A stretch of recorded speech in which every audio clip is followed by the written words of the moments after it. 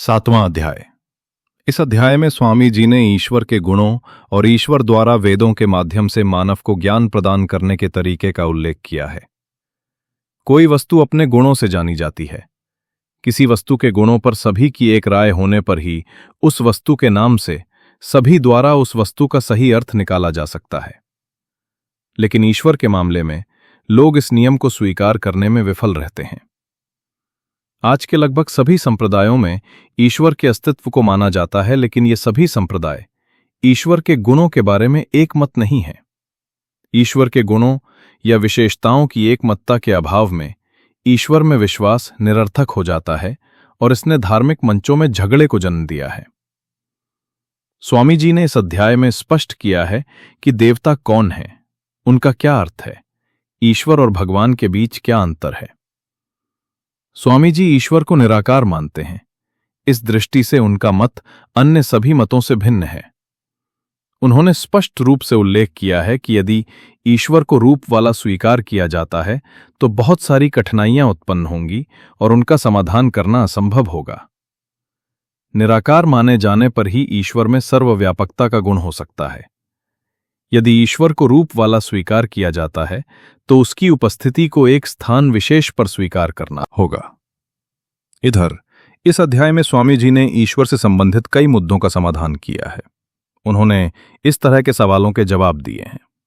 ईश्वर साकार है या निराकार? ईश्वर सर्वशक्तिमान है या नहीं? ईश्वर सर्वव्यापी है या किसी स्थान विशेष पर रहता है? क्या ईश्वर रूप धारण कर सकता है? क्या ईश्वर में कोई परिवर्तन हो सकता है? ईश्वर दयालु है या न्यायकारी या दोनों? स्वामी जी ने वेदों के मंत्रों के माध्यम से स्थापित किया कि ईश्वर निराकार, अपरिवर्तनीय, शरीर रहित, शाश्वत और दयालु है। आज पौराणिक हिंदू अवतारवाद को मानते हैं। स्वामी जी ने उल्लेख किया है कि ईश्वर के अवतार में विश्वास करके हमें यह स्वीकार करना होगा कि ईश्वर भी आत्माओं की तरह सभी प्रकार के कष्ट भोगता है। इसके अलावा ईश्वर को जन्म लेने की क्या आवश्यकता है? पौराणिक साहित्य में हमें ऐसी कहानियां मिलती हैं जिनमें यह दिखाया गया है कि ईश्वर को किसी बुरे व्यक्ति की हत्या जैसे कार्य करने के लिए मानव शरीर में जन्म लेना पड़ा। स्वामी जी ने स्थापित किया है कि जब ईश्वर सभी व्यक्तियों के शरीरों का निर्माता है तो वो ऐसे व्यक्तियों से अधिक शक्तिशाली है। जब वो बिना जन्म लिए उनके शरीर बना सकता है तो बिना जन्म लिए उन शरीरों को नष्ट क्यों नहीं कर सकता? स्वामी जी वेदों को ईश्वर का वचन मानते हैं। इस अध्याय में स्वामी जी ने वेदों से संबंधित कई प्रश्नों के उत्तर दिए हैं, जैसे वेद क्या हैं, वे कब और कैसे प्रकाश में आए, वेदों के माध्यम से ईश्वर द्वारा ज्ञान न देना अन्यायपूर्ण कैसे हो सकता है, क्या वे हर बार ब्रह्मांड के निर्माण पर प्रकाशित होते हैं, प्रारंभ में वेद किसे प्रदान किए गए थे, दूसरों को छोड़कर केवल कुछ विशेष व्यक्तियों को ही यह ज्ञान क्यों दिया गया। यद्यपि पौराणिक धर्म में वेदों का बहुत सम्मान है, लेकिन उनकी मान्यता में सभी उपनिषदों, सभी पुराणों, रामायण, महाभारत आदि को भी वेद कहा जाता है। लेकिन स्वामी जी ने उल्लेख किया है कि केवल ऋग्वेद, यजुर्वेद, अथर्ववेद और सामवेद के मंत्र भाग ही वेद हैं। स्वामी जी के शब्द, ईश्वर सभी देवताओं में सबसे श्रेष्ठ है क्योंकि वो इस पूरे ब्रह्मांड का निर्माता, पालनकर्ता, संहारक, न्याय करने वाला और स्वामी है। यदि ईश्वर एक स्थान पर रहता है तो वो सर्वज्ञ, सर्वव्यापी, ब्रह्मांड का निर्माता, पालनकर्ता व संहारक नहीं हो सकता। ईश्वर निराकार है। यदि उसे रूपवान माना जाए तो वो सर्वव्यापी नहीं हो सकता। यदि उसे सर्वव्यापी न माना जाए तो वो सर्वज्ञ नहीं हो सकता। ईश्वर की स्तुति करने से उसके प्रति प्रेम विकसित होता है और मनुष्य को अपना स्वभाव ईश्वर के समान बनाने के लिए प्रेरणा मिलती है। प्रार्थना करने से ये भावना विकसित होती है कि इस सृष्टि में आत्माओं से भी उच्च सत्ता विद्यमान है और ये भावना उत्साह को जन्म देती है। जानने का अर्थ, चीजों को वैसे ही समझना है जैसी वे हैं। एक असभ्य व्यक्ति अपने आप नहीं सीख सकता, लेकिन शिक्षक मिलने पर शिक्षा की चरम अवस्था को छू सकता है। यदि ईश्वर ने सृष्टि के आरंभ में ऋषियों को नहीं सिखाया होता और ऋषियों ने अपने शिष्यों को आगे नहीं सिखाया होता तो मनुष्य अज्ञानी ही रह जाता। 8वां अध्याय। इस अध्याय में स्वामी जी ने एक बहुत ही दार्शनिक प्रश्न का समाधान किया है, जिसका उल्लेख संसार के किसी भी संप्रदाय में नहीं है। ये प्रश्न है, क्या ईश्वर ही केवल विद्यमान सत्ता है या ईश्वर के अतिरिक्त और भी सत्ताएं हैं? यदि यह कहा जाए कि ईश्वर के अतिरिक्त और कोई सत्ता नहीं है, तो उन चीजों का क्या कहना जिन्हें हम अपने दैनिक जीवन में अनुभव करते हैं? उदाहरण के लिए, क्या हमारा अपना अस्तित्व काल्पनिक है? यदि इसे सत्य मान लिया जाए, तो वास्तविक अस्तित्व के बिना हमारा काल्पनिक अस्तित्व कैसे संभव हो सकता है? और यदि हमारा अस्तित्व काल्पनिक है, तो धर्म की क्या आवश्यकता है? यदि केवल ईश्वर नाम की ही सत्ता है, तो अन्य सत्ताओं की उत्पत्ति ईश्वर से हुई होगी या शून्य से? शून्य से सूर्य, पृथ्वी, अन्य खगोलीय पिंडों, वायु आदि का निर्माण मानना बहुत ही अतार्किक है। हम बिना बीज के पेड़, आटे के बिना रोटी वगैरह की कल्पना नहीं कर सकते। आज भी बादल, खनिज आदि चीजें जो ईश्वर बनाता है, शून्य से नहीं बनती। हां, जिन चीजों से इनका निर्माण होता है उनको सभी समझ नहीं पाते। इस तरह हम दुनिया में देखते हैं कि हर प्रभाव का एक कारण होता है।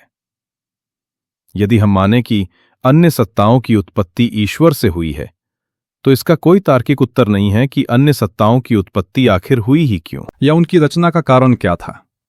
यदि हम ईश्वर को कुछ भी करने में सक्षम माने जो बिना कारण के प्रभाव की उत्पत्ति कर सकता है, तो ऐसा ईश्वर वैज्ञानिक सोच वाला कतई नहीं हो सकता, क्योंकि विज्ञान का ये अटल नियम है कि हर प्रभाव का कारण अवश्य होता है। इस अध्याय में स्वामी जी ने यह ब्रह्मांड क्या है, ब्रह्मांड की रचना क्यों की गई, इस ब्रह्मांड का अंतिम परिणाम क्या है, आदि विषयों का समाधान किया है। यदि हम इन प्रश्नों का उत्तर नहीं देते हैं, तो हम ईश्वर के गुणों को ठीक ठीक नहीं समझ सकते। यदि कोई नास्तिक ईश्वर के अस्तित्व का प्रमाण मांगता है, तो उसके इस प्रश्न के उत्तर में कहा जा सकता है कि सृष्टि की रचना से ईश्वर का अस्तित्व स्वतः सिद्ध हो जाता है। यह ठीक वैसे ही है जैसे बढ़ई के बिना कुर्सी की कल्पना नहीं की जा सकती। यदि ईश्वर का अस्तित्व काल्पनिक होता, तो इस ब्रह्मांड का अस्तित्व वास्तविक कैसे हो सकता था? ब्रह्मांड का अस्तित्व काल्पनिक नहीं है, बल्कि यह अत्यंत वास्तविक है। यह बिना किसी उद्देश्य के नहीं बनाया गया है। दरअसल हम एक्सीडेंटल शब्द का इस्तेमाल वहां करते हैं जहां हम कुछ समझा नहीं पाते हैं। ब्रह्मांड में सजीव और निर्जीव दोनों चीजें हैं। यह स्थापित किया गया है कि जीवित चीजें यानी आत्माएं ईश्वर द्वारा नहीं बनाई जा सकती। जहां तक निर्जीव वस्तुओं के निर्माण का प्रश्न है, वे न तो ईश्वर द्वारा बनाई गई हैं और न ही आत्माओं द्वारा। जब इस ब्रह्मांड के संबंध में सृजन शब्द का प्रयोग किया जाता है, तो वास्तव में हमारा मतलब रूपांतरण से होता है। संसार की रचना से हमारा तात्पर्य पहले से वर्तमान प्रकृति का वर्तमान स्वरूप में प्रकट होना होता है। प्रकृति का मूल स्वरूप शाश्वत है।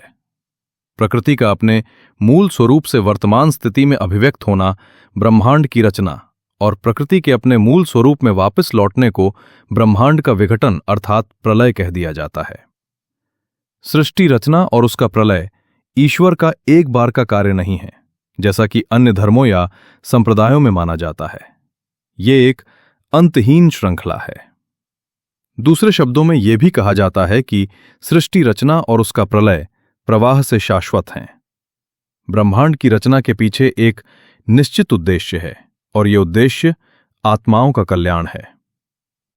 अब प्रश्न उठता है कि यह कैसे संभव है कि नियंत्रक ईश्वर के साथ साथ नियंत्रित आत्मा और प्रकृति अनादि और अनंत हैं। शब्द अनादि और अंतहीन केवल समय को संदर्भित करते हैं। नियंत्रण के लिए दो अन्य चीजें अर्थात शक्ति और ज्ञान की आवश्यकता होती है। कम शक्तिशाली और कम जानकार अधिक शक्तिशाली और अधिक जानकार द्वारा नियंत्रित होते हैं।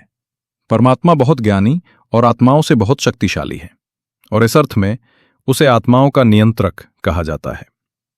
प्रकृति पूरी तरह से ज्ञानहीन है, और ये आंशिक रूप से आत्माओं द्वारा नियंत्रित है, और पूरी तरह से ईश्वर द्वारा नियंत्रित है। हर चीज का अस्तित्व समय और स्थान को संदर्भित करता है। जैसा कि पहले उल्लेख किया गया है, शब्द अनादि और अंतहीन केवल समय को संदर्भित करते हैं। जब हम कहते हैं कि एक वृक्ष मौजूद है, तो इसका स्वतः ही अर्थ होता है कि वो एक विशेष समयावधि में और एक विशेष स्थान पर मौजूद है। जो वस्तु किसी भी समय और किसी स्थान पर नहीं होती है, वो अस्तित्वहीन मानी जाती है। प्रकृति और आत्माएं सृजन के कार्य की वस्तु हैं, न कि सृजन के साधन। ये ब्रह्मांड ईश्वर की व्यक्तिगत शक्ति द्वारा बनाया गया है। प्रकृति ईश्वर से बाहर नहीं है।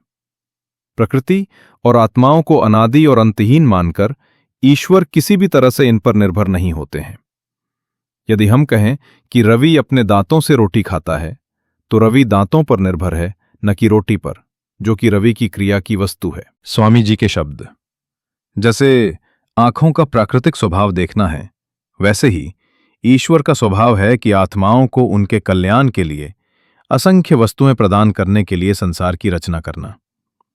जिस प्रकार पृथ्वी के बिना वनस्पति का होना और बिना बादलों के वर्षा होना असंभव है, उसी तरह बिना कारण के प्रभाव होना असंभव है। जिस वस्तु से दूसरी वस्तु उत्पन्न होती है, उसे उत्पन्न हुई वस्तु का कारण कहा जाता है। जो वस्तु इस प्रकार उत्पन्न होती है, उसे प्रभाव कहते हैं, और जो वस्तु कारण को प्रभाव में परिवर्तित करने की उत्तरदायी होती है, उसे कर्ता कहा जाता है। 9वां अध्याय। इस अध्याय में स्वामी जी ने बंधन और इस बंधन से मुक्ति की व्याख्या की है। सभी संप्रदायों का दावा है कि उनके सिद्धांतों का पालन करके कोई भी जन्म और मृत्यु के बंधन से मुक्त हो सकता है। लेकिन इन संप्रदायों में स्पष्ट रूप से यह नहीं बताया गया है कि मुक्ति क्या है। आमतौर पर यह धारणा है कि जो व्यक्ति मुक्ति प्राप्त करते हैं वे स्वर्ग में जाते हैं, और जो व्यक्ति मुक्ति प्राप्त नहीं करते हैं वे नरक नामक स्थान पर जाते हैं। स्वर्ग, जहां हम रहते हैं, वहां से भिन्न कोई स्थान है। वहां कोई दर्द नहीं होता है और बिना किसी प्रयास के सब कुछ उपलब्ध हो जाता है। इसी प्रकार नर्क एक ऐसा स्थान है जहां के निवासियों को बहुत कष्टदायक जीवन व्यतीत करना पड़ता है। सबसे पहले स्वामी जी ने उल्लेख किया है कि स्वर्ग और नर्क भौगोलिक स्थान नहीं है। उनका कहना है कि स्वर्ग सांसारिक सुखों का भोग और इसी तरह नर्क सांसारिक कष्टों का भोग है। हर सांसारिक सुख में दर्द का एक तत्व रहता है और हर सांसारिक दर्द में सुख का कोई न कोई तत्व विद्यमान रहता है। लेकिन मुक्ति एक ऐसी स्थिति है जिसमें किसी भी प्रकार की पीड़ा की गुंजाइश नहीं होती। अस्तित्व की 3 अवस्थाएं होती हैं: जागृत अवस्था, स्वप्न अवस्था और सुषुप्ति अवस्था। जागृत अवस्था में हम सांसारिक सुखों और सांसारिक कष्टों दोनों का आनंद लेते हैं, जैसे कि मिठाई खाने से प्राप्त सुख और रोगों से प्राप्त दर्द। स्वप्न अवस्था में हम सांसारिक वस्तुओं से सीधे नहीं जुड़े होते, लेकिन स्मृति के कारण हम इस अवस्था में सुख दुख का आनंद लेते हैं। लेकिन सुषुप्ति अवस्था में हम केवल सुख का आनंद लेते हैं, बिना दर्द की छाया के। उदाहरण के लिए, गहरी नींद लेने के बाद हम कहते हैं कि हमने नींद का आनंद लिया है। इस तरह का सुख तो पक्षी और जानवर भी लेते हैं, लेकिन थोड़े समय के लिए, यानी गहरी नींद के दौरान ही। ये सुख मुक्ति के सुख के समान ही होता है। ये सुख केवल दुखों की अनुपस्थिति ही नहीं है, बल्कि इसका अपना एक अस्तित्व भी है। मुक्ति किसी प्रकार का चमत्कार नहीं है। सभी प्रचलित संप्रदायों ने तत्काल मुक्ति प्राप्त करने के लिए शॉर्टकट प्रदान किए हैं। आत्मा का विकास बहुत धीरे धीरे होता है। बुरी आदतों को छोड़ना, अच्छी आदतों को अपनाना, उचित वातावरण में जाना और बुरे वातावरण से बचना कम समय में पूरा नहीं किया जा सकता। इसे स्वयं का उदाहरण लेकर महसूस किया जा सकता है। थोड़ा सा ज्ञान प्राप्त करने में भी बहुत समय और मेहनत लगती है।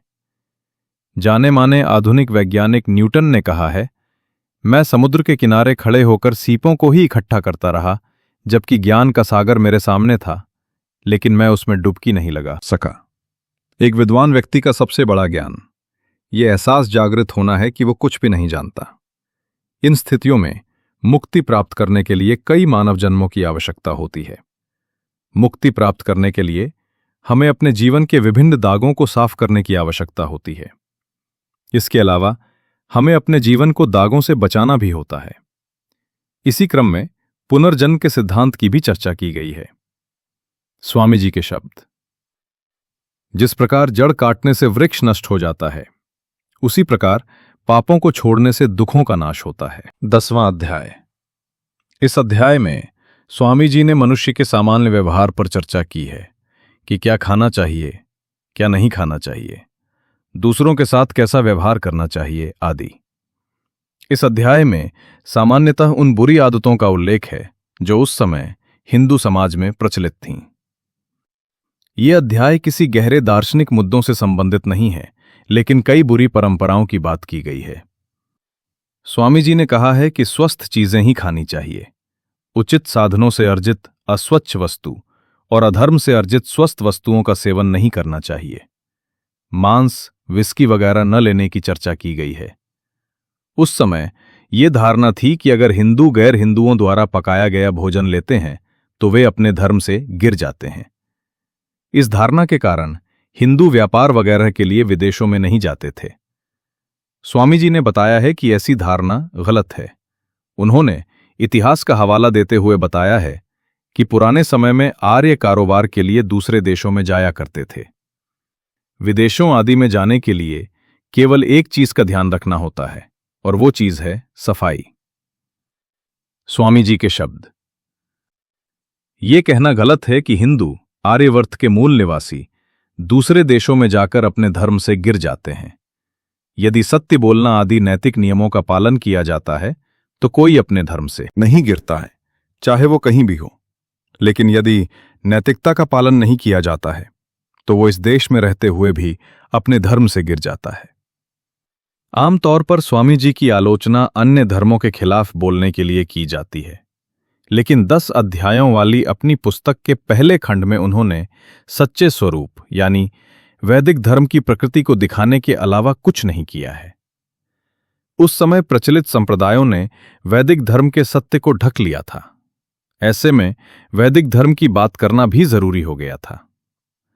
आर्यवर्त में प्रचलित अन्य संप्रदायों की विश्लेषणात्मक आलोचना इस पुस्तक के दूसरे खंड में की गई है, जिसमें केवल 4 अध्याय हैं।